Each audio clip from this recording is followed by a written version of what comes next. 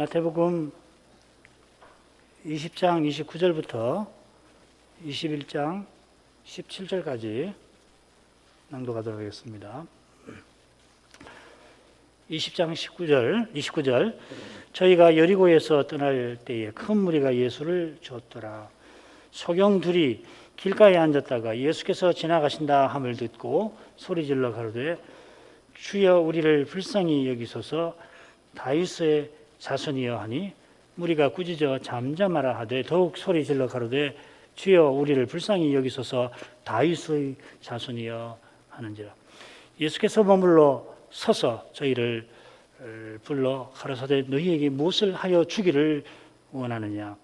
가로되 주여 우리 눈 뜨기를 원하나이다. 예수께서 민망히 여기사 저희 눈을 만지시니 곧 보게 되어 저희가 예수를 쫓으니라. 저희가 예루살렘에 가까이 와서 감람산 벳박에 이르렀을 때에 예수께서 두 제자를 보내시며 이르시되 너희 맞은편 마을로 가라. 곧 매인 나귀와 나귀 새끼가 함께 있는 것을 보리니 풀어 내게로 끌고 오느라. 만일 누가 무슨 말을 하거든 주가 쓰시겠다 하라. 그리하면 즉시 보내리라 하시니 이는 선자로 하신 말씀을 이루려 하심이라. 일러스되 시온 딸에게 이르기를 내 왕이 내게 임하나니 그는 겸손하여 나귀 곧 멍에 매는 짐승의 새끼를 탔도다 하라 하였느니라. 제자들이 가서 예수의 명하신 대로 하여 나귀와 나귀 새끼를 끌고 와서 자기들의 겉옷을 그 위에 얹음에 예수께서 그 위에 타시니 무리의 대부분은 그 겉옷을 길에 펴며 다른 이는 나무 가지를 베어 길에 펴고 앞에서 가고 뒤에서 따르는 무리가 소리질러 가로되 호산나 다윗의 자손이여 찬송하리로다. 주의 이름으로 오시는 이여 가장 높은 곳에서 호산나 하더라. 예수께서 예루살렘에 들어가시니 온 성이 소동하여 가로되 이는 누구뇨 하거늘 무리가 가로되 갈릴리 나사렛에서 나온 선지자 예수라 하니라. 예수께서 성전에 들어가사 성전 안에서 매매하는 모든 자를 내어 쫓으시며 돈 바꾸는 자들의 상과 비둘기 파는 자들의 의자를 둘러 엎으시고 저희에게 이르시되 기록된 바 내 집은 기도하는 집이라 일컬음을 받으리라 하였거늘 너희는 강도의 구례를 만드는도다 하시니라. 소경과 저는 자들이 성전에서 예수께 나오매 고쳐주시니 대제사장들과 서기관들이 예수의 하시는 이상한 일과 또 성전에서 소리질러 호산나 다윗의 자손이여 하는 아이들을 보고 분하여 예수께 말하되 저희의 하는 말을 듣느뇨. 예수께서 가라사대 그렇다 어린 아기와 젖먹이들의 입에서 나오는 찬미를 온전케 하셨나이다 함을 너희가 읽어본 일이 없느냐 하시고 그들을 떠나 성 밖으로 베다니에 가서 거기서 유하시니라. 주님께서 베레아를 떠나서 강설진 나중에 맨 뒤편에 지도가 있을 겁니다. 베레아를 떠나서 예루살렘으로 올라가시는 길에 잠시 이 에브라임에 은거하시고 그런 다음에 이제 여리고를 들르십니다. 마태복음은 여리고에서 나가신 때에 앞을 못 보는 두 사람을 고쳐주신 일을 기록하고 있는데 누가복음은 여리고로 가실 때에 앞을 못 보는 한 사람을 고쳐주시고 그런 다음에 여리고로 들어가서 유명한 삭개오를 구원하신 일을 누가복음은 기록을 합니다. 자, 이런 걸 보면 누가도 마태도 여리고에서 하신 모든 일을 기록한 게 아닙니다. 성경에 기록된 건 아주 일부에 불과하죠. 마태가 여리고를 떠나실 때에 앞을 못 보는 이들을 고치신 일을 특별히 기록을 한 셈이죠. 왜 이렇게 기록했나 의중을 다 헤아리기는 어렵지만 이 셋째 단락 줄거리를 통해서 또 그 부분을 살피면서 성신께서 사도에게 영감하신 교훈을 생각하도록 하십시다. 20장 29절부터 마지막까지 주님께서 여리고로에서 떠나실 때에 앞을 못 보는 두 사람을 고쳐주셨죠. 그리고 이제 21장 1절부터 11절에는 예수께서 다윗의 자손으로 이 예루살렘에 입성하시는 내용입니다. 그리고 12절부터 17절까지는 예수께서 성전을 정화하시고 앞을 못 보는 자와 저는 자들을 고쳐주시는데 특별히 입성 때 호산나한 일로 이 공회가 예수님을 미워하는 내용이 나옵니다. 이 셋째 단락이 마지막 대목 한가운데 나옵니다. 예수님께서 십자가로 가시기 위하여 예루살렘에 입성하십니다. 사람들이 다윗의 자손이여 하면서 입성을 환영합니다. 입성에 앞서 여리고를 떠나실 때에 앞을 못 보는 이들도 다윗의 자손이여 하며 병 고쳐주시기를 구합니다. 그처럼 입성하신 후에 예수님께서는 다윗의 자손으로서 역시 앞을 못 보는 이들 또 저는 이들을 고쳐주십니다. 셋째 부분인데 거기도 다윗의 자손이 또 나오죠. 대지상들이 말하긴 하지만은 앞을 못 보는 이들과 저는 이들을 고쳐주신 일이 다윗의 자손과 무슨 상관이 있는가 한번 생각해 볼 만하겠죠. 그죠? 소경 저는 자를 고쳐주신 것. 주님께서 십자가를 지려고 입성하신 후에 성전을 정화하십니다. 내 집은 기도하는 집이라 하신 예언을 이루려고 그리하십니다. 하나님을 가까이 하는 집이라 이 말이죠. 대지상들이 도둑의 소굴을 만들었는데 주님께서 기도하는 집을 하나님을 가까이 하는 그런 집을 세우려고 영원한 성전을 세우려고 십자가로 나아가시는 거겠죠. 자, 이는 간단한 줄거리 위해서 첫 번째 사건으로 가죠. 저희가 여리고에서 떠날 때에 큰 무리가 예수를 좇더라. 소경들이 길가에 앉았다가 예수께서 지나가신다 함을 듣고 소리질러 가로되 주여 우리를 불쌍히 여기소서 다윗의 자손이여 하니 무리가 꾸짖어 잠잠하라 하되 더욱 소리질러 가로되 주여 우리를 불쌍히 여기소서 다윗의 자손이여 하는지라.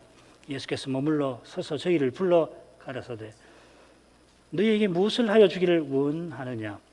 가로되 주여 우리 눈뜨기를 원하나이다. 예수께서 민망히 여기사 저희 눈을 만지시니 곧 보게 되어 저희가 예수를 좇으니라. 저희가 여리고에서 떠났다 했는데 여기 저희는 예수님과 12 사도겠죠. 예수님께서 공회의 악한 결정 때문에 잠시 에브라임에서 제자들과 조용히 지내다가 여리고로 올라오셨습니다. 지도를 보시면은 에브라임은 여리고 동북쪽으로 약 20km 밑에 떨어져 있습니다. 주님께서 여리고에 가까이 다가가실 때에 마태복음과 비슷한 사건이 있다 말씀을 드렸죠. 누가복음에 굉장히 비슷합니다. 거기는 한 소경입니다. 그때 많은 무리가 주님과 함께 합니다. 주님께서 에브라임에서 조용히 이 여리고로 해서 곧장 가신 건지 지도에 보시면은 이 에브라임에서 그 요단강 서편이죠. 서편 그 길로에서 가셨는지 아니면은 이 에브라임에서 다시 요단강을 건너서 순례객과 합류를 하여서 그리고 요단강을 건너서 여리고로 가셨는지 사실 굉장히 궁금한 주제입니다. 여러 가지로 이거 생각해 볼 만한 주제입니다. 아무튼 이제 여리고에 들어가셔서는 삭개오의 집에 유하셨습니다.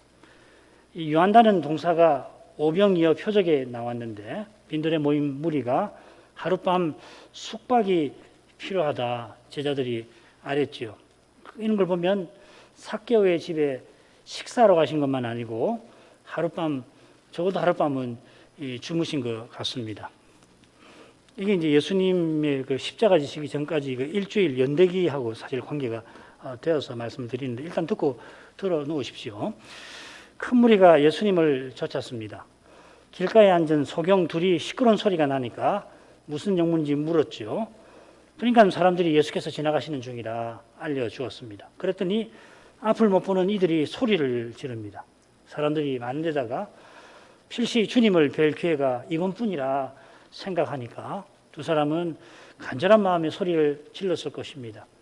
두 사람 중에 한 사람의 이름이 마가복음에 나와 있습니다. 디메오의 아들 바디메오입니다. 이 바란 말이 아들이란 말인데 바디메오. 이 마가복음은 이 예수님의 표적을 기록할 때 늘 한 사람만 등장을 시킵니다만은 마태는 바디메오 외에 또 한 사람이 있었던 것을 알려줍니다. 두 사람은 주여 우리를 불쌍히 여기소서 다윗의 자손이여 이렇게 외칩니다. 마가복음에는 앞에 주 대신 예수여 우리를 불쌍히 여기소서 다윗의 자손이여 이렇게 되어 있습니다. 그런데 이 두 사람이 두 번째 외칠 때는 분명히 주여 우리를 불쌍히 여기소서 다윗의 자손 이렇게 부릅니다. 사역 초기에도 두 사람의 소경이 다윗의 자손이라고 불렀지요. 마태복음 9장 27절. 귀신 들려 앞을 못 보고 듣지 못하는 사람을 고쳐주실 때에 사람들이 이분이 다윗의 자손 아니신가 했습니다. 입성할 때는 사람들이 다윗의 자손이라 부릅니다. 이 경우와 가나안 여인의 경우, 가나안 여인 그 수로보니게 여인이 자기 딸을 위해서 예수님을 주 다윗의 자손이여 불쌍히 여기소서 했죠. 이 두 경우를 제외하면은 모두 앞을 못 보는 사람이 부르거나 그런 사람을 고쳐주시는 경우에 다윗의 자손이라 부릅니다. 가나안 여인의 딸이 귀신 들렸는데 앞을 보지 못했을 수 있습니다. 아울러 주님께서 다윗의 자손으로 입성하신 후에 말씀드린 것처럼 앞을 못 보는 자들과 저는 자들을 고쳐주시죠. 왜 앞을 못 보는 자들이 유독 예수님을 다윗의 자손이라고 부르는 걸까요? 어쩌면은 다윗이 예루살렘을 정복한 일과 관련이 있을 것도 같습니다. 다윗이 이스라엘 왕이 된 후에 처음 행한 일이 예루살렘 정복이죠. 이는 다윗이 예루살렘 정복한 후에 이 블레셋을 제압하고 언약궤를 예루살렘 장막에 모신 일과 붙어 있습니다. 5장에 예루살렘 정복이 있고 사무엘하 6장에 언약궤 옮기는 사건이 붙어 있습니다. 이스라엘이 가나안을 정복하지만은 제대로 언약의 땅을 차지하지 못한 결과로 성막이 실로에 오랫동안 있었습니다. 그래 사사시대 끝에 언약궤가 블레셋에 빼앗기고 실로 성막이 블레셋에게 초토화되었죠. 이 성막이 초토화되는 이것은 훗날 예루살렘 멸망과 맞먹는 심각한 사건입니다.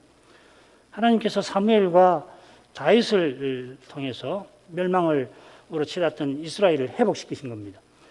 다윗이 자기가 왕이 되어서 할 일이 예루살렘 성전 세우는 것이라는 것을 잘 알았습니다. 역대기가 그런 관점으로 쓰죠. 그죠? 역대기상 11장부터 29장.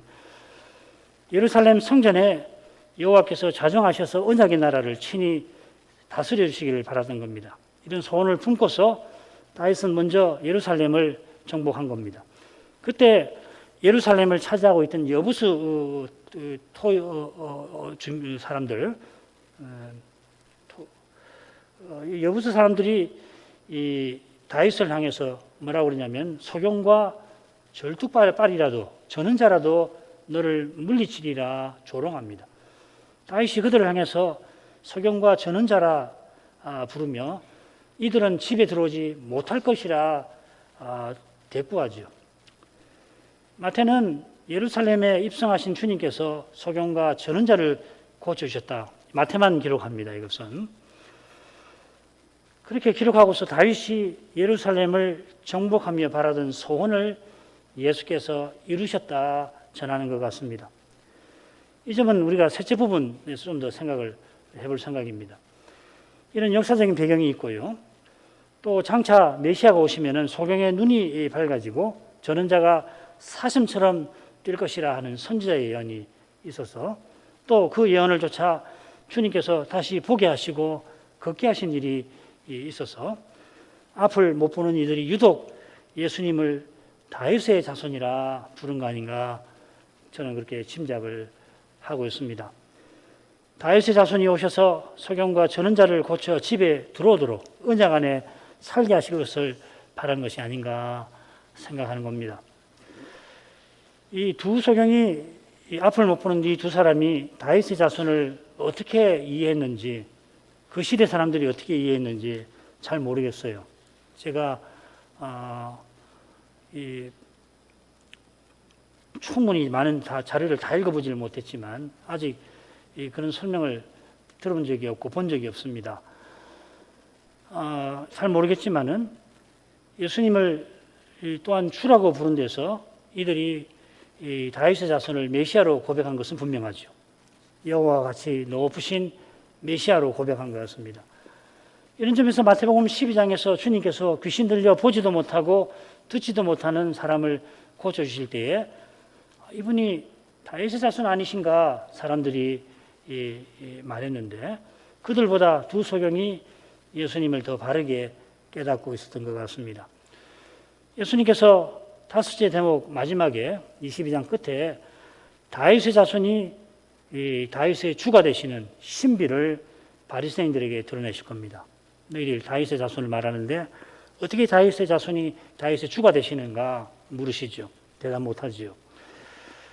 두 소경은 율법을 가장 잘한다고 자랑하던 바리새인보다 다윗의 자손에 관하여 바르게 깨닫고 있었습니다.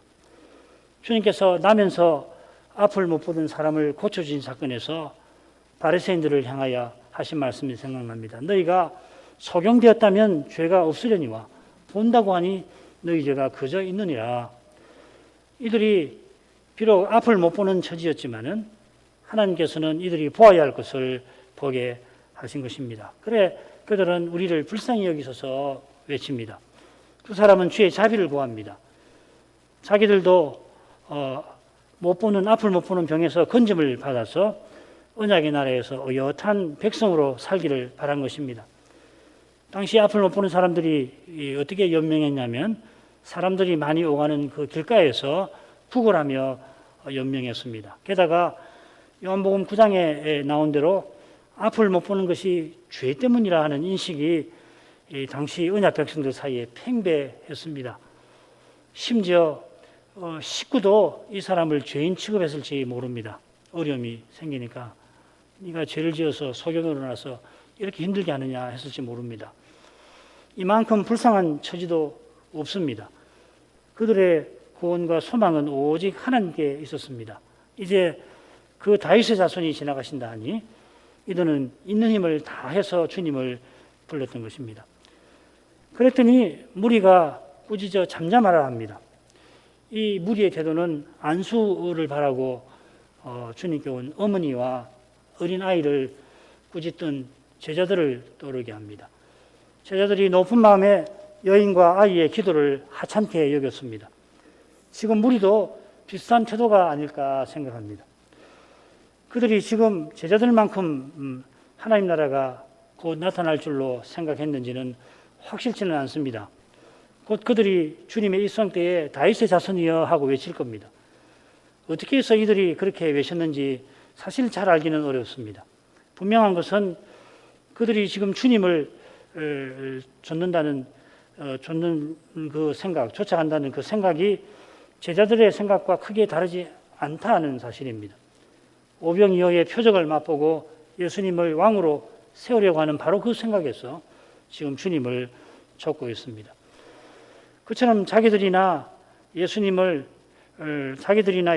다윗의 자손이라 부를 자격이 있다고 생각을 하고 두 사람들은 잠잠하라 한 것인지, 지금 주님을 쫓아가는 일이 중요한 일인데 이 죄인 취급받은 두 사람이 시끄럽게 방해한다고 여긴 것인지 잘 알기는 어렵습니다만은, 그러나 그들이 이 두 사람보다 결코 낫지 못합니다. 무리가 꾸짖자 두 사람은 더욱 소리를 질러 주를 부릅니다. 이번에는 주여 하면서 더욱 간절히 기도합니다. 무리의 책망에 오히려 두 사람의 마음은 더욱 주님께로 향합니다. 시련이 우리 영혼을 더욱 순결하게 만드는 법입니다. 기도하지 아니하는 중요한 이유가 시련 없는 거기에 있습니다. 시련이 없는 것은 그저 평탄한 삶을 살기 때문이 아니라 죄와 죽음의 현실을 회피하기 때문입니다. 이 현실을 정직하게 대면하는 사람은 기도하지 않을 수가 없을 것입니다. 날마다. 사실은 매 순간 현실의 어려움을 볼수록 그는 더욱 주님을 부를 것입니다. 그 마음을 더욱 향하게 하신 주님께서 그때 가던 길을 멈추고 두 사람을 부르십니다. 이 부른다 하는 표현은 이 주님께 여기 유일하게 사용이 됩니다. 몇 번 나오지 않지만은 주님께서 부르신다 여기만 나옵니다. 이 표현은 두 가지 가능성이 있어요. 주님께서 소리를 내서 이보게들 이리로 오게 부르셨거나 아니면은 제자들을 보내서 어서 가서 저 두 앞 못 보는 사람을 불러 오너라. 둘 중에 하나일 텐데요. 이 용례를 보면 저는 주님께서 직접 그들을 부르셨을 것 같습니다. 이보게들 이리로 오시게. 무리의 꾸짖음에도 간절히 부르는 그들을 다정하게 부르셨을 것 같습니다. 당장의 기도가 응답되지 않더라도 이런 주님의 사랑을 기억할 것입니다. 그분은 우리가 생각하는 것보다 더 우리 현실을 살피고 계시고 괴로워하는 우리를 보살피고 계십니다. 주님께서 너희에게 무엇을 하여 주기를 원하느냐 물으십니다. 오전에 살핀 그 세베대 아내에게는 무엇을 네가 원하느냐 물으시고 너희 구하는 것을 너희가 알지 못한다고 책망하셨습니다. 그런 것을 구하고 있는 이들에게 멸시받는 이 두 사람에게는 내가 무엇을 하여 주기를 원하느냐 물으시고 구하는 것을 말씀을 드리게도 하시고 구하는 것을 들어주십니다. 세베대 아내는 원하는 것을 자기가 스스로 얻고자 주님께 나왔고 두 사람은 주님만 주실 수 있음을 알고 나온 것입니다. 그래서 세베대 아내가 첫마디로 명하소서 그렇게 말씀드리지 않았습니까? 참된 기도는 헐수할 수 없는 죄인이 오직 그리스도를 의지하여 하나님께 간절히 구하는 것입니다. 이게 기도의 전부는 아니지만 기도의 핵심 중에 하나입니다. 두 사람이 다시금 주여 하고서 우리 눈뜨게 하여 주옵소서 아뢰입니다.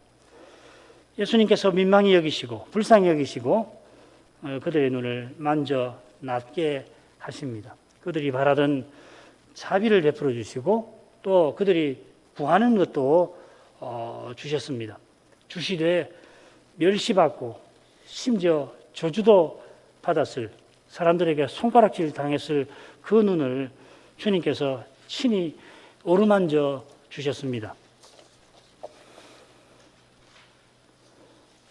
그분들이 평생 못 봤겠지만 손가락질하는 손을 한 번도 보지는 못했겠지만은 얼마나 손가락질을 많이 당했을까요? 눈이 밝아진 그들이 주님을 쫓습니다. 이 부분 처음에 무리가 똑같이 주님을 쫓았다 이렇게 나옵니다마는 그러나 사람의 눈에는 무리와 눈을 뜬 두 사람이 같은 길을 걷고 있습니다마는 주님을 참으로 쫓는 이가 있는가 하면 그렇지 아니한 이도 있습니다. 그렇지 아니한 사람도 스스로는 주님을 쫓는다고 생각하지만 그의 생각은 주님의 뜻과 어긋납니다. 주님은 지극히 오르신 자기 뜻까지 부리시면서 아버지의 뜻을 좇으셨습니다. 이런 사람만 자기 십자가를 지고 주님을 끝까지 좇게 될 것입니다. 두 번째 부분으로 가죠. 주님께서 마침내 예루살렘에 가까이 오셔서 입성을 준비하십니다. 1절부터 7절 상반절까지입니다. 예수님께서 나귀를 타고 입성하시니까 무리들이 다윗의 자손이여 환호합니다. 7절 하반절부터 10절까지 10절 상반절까지입니다. 그러자 온 성이 소동하며 이는 누구냐 하고 무리가 선지자 예수라 합니다. 나머지 10절 하반절 11절입니다. 왕이 입성하실 때에 다윗의 자손이라 하더니 나중에는 선지자 예수라 합니다. 예수님께서 벳박에 이르러서 입성을 준비하십니다. 1절부터 3절을 읽겠습니다. 저희가 예루살렘에 가까이 와서 감난산 벳박에 이르렀을 때에 예수께서 두 제자를 보내시며 이르시되 너희 맞은편 마을로 가라. 곧 메인 나귀와 나귀 새끼가 함께 있는 것을 보리니 풀어 내게로 끌고 오너라. 만일 누가 무슨 말을 하거든 주가 쓰시겠다 하라. 그리하면 즉시 보내리라 하시니 주님과 제자들이 예루살렘 맞은편 벳바게에 이르렀습니다. 요한복음 12장에는 그 직전에 예수님께서 베다니 마을로 가신 것이 기록이 되어 있죠. 나사렛의 누이 마리아가 향유를 주님께 부어드리고 많은 무리가 거기 예수님이 오셨다는 걸 알고 나사로도 볼 겸해서 몰려왔다 이렇게 되어 있죠. 이튿날 주님께서는 베다니에서 조금 동북쪽에 있는 벳바게로 가십니다. 여러분 갖고 계시는 지도를 보면 벳바게와 베다니가 잘못 표기가 되어 있으면 거꾸로 되어야 되는데 지도는 다르게 되어 있습니다. 베다니가 예루살렘이 좀 더 멀고 그 다음에 벳바게가 좀 더 가깝습니다. 거기서 주님께서 두 제자를 보내시며 맞은편 마을로 가서 나귀와 나귀 새끼를 끌고 오느라. 이 맞은편 마을이 어디냐? 어떤 사람은 벳바게다, 어떤 사람은 베다니다. 그러니까 지시하신 곳은 벳바게가 맞은편 마을이라고 주장하는 분은 지금 서 계신 곳은 벳바게 외곽일 거다, 입구일 거다 이렇게 이야기를 하는데 제가 볼 때는 베다니가 맞는 것 같아요. 마가복음이나 누가복음에는 벳바게와 베다니라고 되어 있습니다. 순서가 안 맞죠, 그죠? 예루살렘을 향하고 가는 길이니까 순서대로 한다면은 베다니, 벳바게가 되어야 되잖아요. 이미 예수님이 베다니 계시고 그 다음에 이제 벳바게로 오셨단 말이죠. 그 벳바게가 베다니하고 구분해서 벳바게가 중요한데 여리고에서 예루살렘으로 올라가는 그 길이 이 베다니로 통과하는 게 아니라 벳바게로 통과를 합니다. 그 베다니는 이 길 선상에 있는 게 아니라 그게 떨어져 있는 거죠, 그죠? 그 길로 예수님께서 입성을 하시려고 벳바게에서 나귀를 타고 입성을 하시려고 타실 짐승을 거기서 구해오라 하십니다. 베다니에서 벳바게로 오셨으니까 어쩌면은 그날 아침 그 베다니를 떠나면서 그 성에 그 마을에 있는 매여 있는 나귀와 나귀 새끼를 보셨을 겁니다. 틀림없이 그 집은 아는 제자의 집이죠. 아울러 그 나귀의 주인이 누군지도 이미 알고 계셨던 것도 같습니다. 다른 세복음서 저자는 마가, 누가, 요한은 나귀 새끼 한 마리만 기록하는데 마태만은 두 마리라, 나귀와 나귀 새끼라. 이 나귀 새끼라는 말은 새끼 나귀라기보다는 어미를 떠나지 못한 새끼 나귀라기보다는 아직 사람이 타보지 않은 젊은 나귀를 가리킵니다. 주님께서 왜 직접 타시는 나귀 새끼만 아니라 함께 있는 나귀도 끌고 오라 하셨나? 저는 잘 모르겠습니다. 어떤 분들은 이 어미일 거다. 그리고 타시는 것은 새끼 나귀다. 아주 어린 나귀가 아니고 아직 사람이 타진 않았지만 짐을 부리진 않았지만은 젊은 그런 나귀인데 그래서 어미일 거다. 어미라 새끼가 어미를 떨어지기 싫어하니까 둘 다 데리고 오느라 이렇게 해석하시는 분들이 있고 그게 참 무난한 해석 같긴 해요. 주님께서 혹시 누가 무슨 말을 하면 주가 서시겠다 하라 하십니다. 예수님께서 자기를 주라고 하십니다. 누가복음은 제자들이 나귀를 풀어가려 하자 흥미롭게도 그 임자들이 왜 풀어가느냐고 묻는 장면이 나옵니다. 여기 임자라고 하는 말이 주라는 말하고 같은 말이에요. 큐리오스라는 말인데요. 주라고 복수를 쓰면 큐리오이가 됩니다. 이 주라고 하는 말, 큐리오스라는 말에 이 물건의 임자라는 뜻이 있어요. 그러니까 주님이 자기를 주라고 하신 것은 임자라는 뜻 아니겠죠. 여호와이심을 가리킵니다. 그리고 임자들이 주께서 쓰신다 할 때에 주님이 쓰셔야죠. 선선히 내어준 것은 이 임자들도 역시 예수님을 주님으로 모시는 사람들이었던 것입니다. 사도들이 알지 못하는 제자들이 많았을 거라 생각이 듭니다. 얼마든지 그렇지요, 그죠? 그러니까 그때도 예루살렘 떠나기 직전에도 주의 이름으로 귀신 쫓아낸다고 그러니까 요한이 우리와 함께하지 따르지 않으니까 하지 마라 그렇게 했잖아요. 주님께서는 실로 위대하신 분이라 제자들이 알지 못하는 우리가 알지 못하는 수많은 그 일꾼들을 쓰시고 계실 겁니다. 오늘날도 그러겠죠. 주님께서 이어 나귀 새끼를 타시는 뜻을 알려주십니다. 4절 5절 이는 선제로 하신 말씀을 이루려 하심이라 일러스되 시온 딸에게 이르기를 네 왕이 네게 임하였나니 그는 겸손하여 낙이 곧 몽에매는 짐승의 새끼를 다투다 하라 하였느니라. 선자로 하신 하나님의 말씀을 이루려고 주님께서 낙이 새끼를 다십니다. 주님께서 선자로 친히 하신 그 말씀을 친히 이루십니다. 동시에 메시아로서는 예수께서 하나님의 말씀을 겸손히 받들고 계십니다. 예수께서 메시아이신 것은 내 뜻대로 마옵시고 아버지의 뜻대로 하옵소서 하시는 바로 거기에 있는 것입니다. 인생이 본래 그렇게 살도록 부름을 받았습니다마는 금하신 과일을 먹은 탓에 여인의 후손께서 우리를 위하여 아버지의 뜻을 온전히 받들고 계십니다. 우리도 이 메시아 안에서 이렇게 순종하게 하시는 것이죠. 이것이 메시아의 겸손입니다. 스가랴 선자는 메시아의 겸손을 전했습니다. 스가랴 9장 9절일 텐데 거기 보시면은 이 겸손이 있는 게 다른 말씀이 있어요. 그런데 마태는 이 겸손을 강조를 하고 있습니다. 선자는 시온 딸에서 시온 딸에게 내 왕이 내게 임하신다고 전했습니다. 이 예언을 이루려고 주님께서 시온의 왕으로 지금 시온에 임하시는 것입니다. 조금 전에 앞을 못 보는 두 사람이 외친 대로 다윗의 자손으로서 시온에서 시온성 다윗의 성 시온에서 영원한 보좌에 앉기 위하여 입성하십니다. 스가랴가 자기보다 앞섰던 많은 선지자의 예언 위에서 이 예언을 전했듯이 주님께서 스가랴의 예언을 이루시면서 다른 많은 예언도 아울러 이루시는 것입니다. 그분은 지금 예루살렘에 입성하시는데 하늘 예루살렘에서 좌정하실 것입니다. 다윗의 자손으로 오신 그분이 다윗의 주이시듯이 다윗이 바라던 구원을 다윗이 바라는 것 이상으로 이루실 것입니다.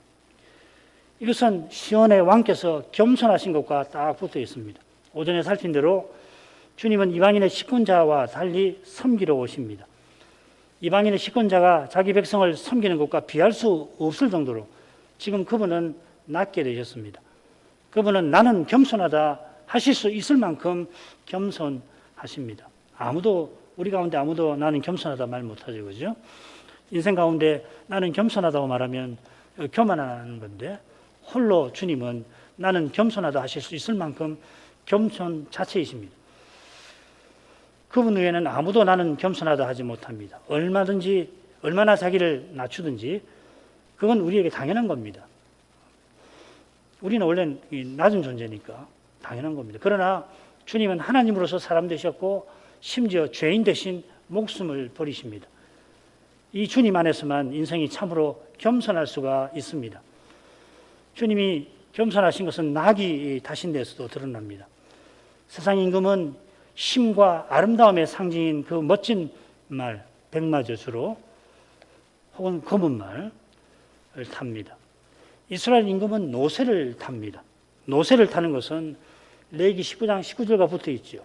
두 재료로 직주한 옷이 대지상이 입는 옷이라 두 재료로 옷을 짓지 말라 그만 것처럼 말과 나귀의 교합에서 생긴 짐승 노새를 이스라엘 임금은 즉위식 때 탔습니다. 주님께서 노새 대신 나귀를 타셨습니다. 이스라엘 임금이 지닌 다윗 왕이 지닌 솔로몬이 다윗의 노새를 타고 즉위식에 참여하지 않았습니까? 이스라엘 임금이 지닌 영광도 취하지 아니하셨습니다. 주님께서 세상에 오실 때에 하나님으로서 지니신 영광을 철저히 가리셨는데 자기를 비웠다 표현했죠. 지금 메시아의 영광도 취하지 아니하십니다. 나귀는 일반 백성이 타고 다니는 짐승입니다. 선지자도 물론 탔지만은 약한 여인과 아이들이 타고 또 병든 포로를 태우는 짐승입니다. 누구나 타는 그 짐승을 주님이 타시고 입성하십니다. 그 뜻이 무엇인가? 저는 다 헤아리기 힘듭니다만은 주님께서 우리도 주님과 같아지게 하려고 입성하시는 것입니다. 우리도 주님처럼 하나님 나라를 상속하게 하려고 그리하십니다. 그러나 그 길은 주님께서 먼저 우리의 자리에 서서 우리의 죄를 담당하시는 데서 열리는 것입니다. 그 신비가 주님께서 나귀 타신 데서 드러납니다. 그러나 그 신비를 그때 누가 과연 깨달았을까요? 요한은 이 일에 관해서 기록하면서 자신들이 그때는 깨닫지 못하다가 십자가와 부활 이후에 이것이 예수께 대하여 기록된 것이라는 것을 그것이 생각났다고 전합니다. 성신께서 생각나게 하신 거죠. 이 신비가 비추어도 제자들이 누가 크냐 다투면서 곧 주님 좌우편에 앉고자 했기 때문에 마음속에 비치는 이 신비의 빛을 깨닫지 못했던 겁니다. 그 마음에 그 빛을 깨달을 여지가 없는 것이죠. 깨닫지 못하는 그들을 통하여 주님께서 친히 말씀을 이루고 계십니다. 제자들이 가서 예수의 명하신 대로 하여 나귀와 나귀 새끼를 끌고 와서 제자들이 가는데 두 사람이죠. 예수님이 두 제자를 보냈습니다. 누군지는 이름이 밝혀지지 않았습니다. 다만 유월절 만찬자리를 예비하러 하실 때 두 사람을 보내는데 그때 베드로와 요한이 갔죠. 이번에도 이 두 사람이 갔을지도 모릅니다. 그러나 확인할 길은 없습니다. 제자들이 예수의 명하신 대로 합니다. 제자들이 나귀 임자들에게 주께서 쓰신다 하고서 짐승들을 끌어왔습니다. 그들이 이 놀라운 일을 경험하고서도 정작 스가랴의 예언은 깨닫지 못했습니다. 그렇기 때문에 이들이 예수님을 참으로 주님답게 모시지는 못했습니다. 주님께서는 언제나 이렇게 친히 말씀을 이루어 가십니다. 이런 방식으로 혹은 말씀을 깨닫게 하셔서 그게 더 좋지요, 그죠? 그렇게 말씀을 이루어 가십니다. 오늘만큼 하죠. 걸어가신 아버지 예수께서 마침내 예루살렘에 입성하려고 여리고를 떠나 올라가시는 길에 앞을 못 보는 두 사람이 예수님을 다윗의 자손이라 부르고 불쌍히 여겨달라 구하였을 때 그들이 간절히 원하던 걸 주셨습니다. 주님을 쫓던 많은 무리가 이 두 사람을 꾸짖고 잠잠하라 했지만 주님께서 가시던 길 멈추시고 친히 이 두 사람을 불러서 가까이 오라 하시고 지난 세월 멸시받고 저주도 받았을 손가락질 당했을 그 눈들을 우리 주님은 친히 만져주시고 낫게 하십니다. 낫게 하신 후에 그들이 주님을 좇게 하셨습니다. 큰 무리가 주님을 좇고 있었지만은 그러나 같은 길을 걸어도 주님을 참으로 좇는 자가 있는가 하면 그렇지 아니한 자도 있었습니다. 주님을 참으로 쫓아가려면 교훈하신 말씀을 겸손히 듣고 무엇보다 은혜를 구해야 할 것입니다. 사도들이 모든 걸 버리고 주님을 따랐지만은 주님께서 그들을 붙들어 끝까지 쫓아오게 하셨습니다. 그들이 예루살렘 입성을 위하여 나귀 새끼를 끌어오는 일도 맡았지만 그 일이 스가랴의 예언을 이루는 것은 그때는 알지를 못하였습니다. 게다가 그들은 예루살렘 입성이 십자가로 나아가기 위한 것이라는 걸 거듭 주님께 들었지만 깨닫지를 못했습니다. 이런 사도들인데 주님께서는 말씀 이루어 가시는 길에 써주십니다. 마찬가지로 성신을 마침내 부어주셔서 이들이 온 세상에 나가 그리스도의 십자가와 부활을 전하게 하셨습니다. 우리에게 주님의 이런 은혜가 얼마나 절실한지 모를 수가 없습니다. 저희 마음이 앞을 못 보던 이 두 사람처럼 간절히 주만 바라고 의지하게 하옵소서. 예수님 이름으로 기도합니다. 아멘.